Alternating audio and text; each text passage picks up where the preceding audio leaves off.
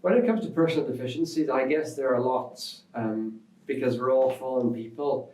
But you know what, I think in my observation generally, there are two issues which really do concern me, and they're not easy to speak about actually, but there are two issues that do concern me. One is in the realm of sexuality.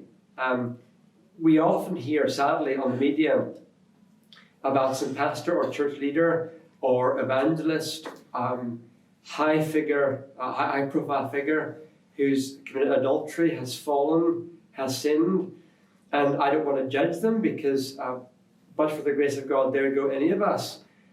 But I do think for evangelists, because they are naturally relational people, that they get on well with folk, they know how to get alongside, people warm to them. I think that puts evangelists into a very dangerous situation. And they can often, as well, if they're not careful, become tactile in part of their engagement with people. If great wisdom isn't shown, I think sin isn't very far away.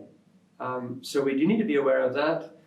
I think the other thing is evangelists can also end up, if they're not careful, being bullies, being manipulative. I say that because, again, evangelists are people who tend to have that ability to influence, to persuade. It's part of the art of an evangelist, to get people to do things, to make that decision, to take that huge step to follow Christ.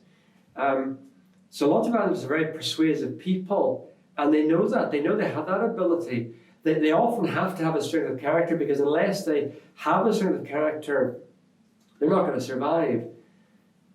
But on a negative, if those abilities are not controlled and tempered by holiness, it can lead to evangelists who become hardened, abrasive, difficult people, bullies, manipulative, all those things which can really damage their ministry. So there isn't in which our strengths are also our weaknesses. The two things often go hand in hand.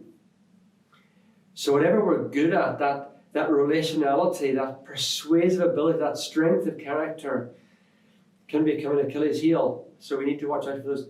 They can damage the life of any evangelist, as media has portrayed in recent years, much to the damage of the Christian church.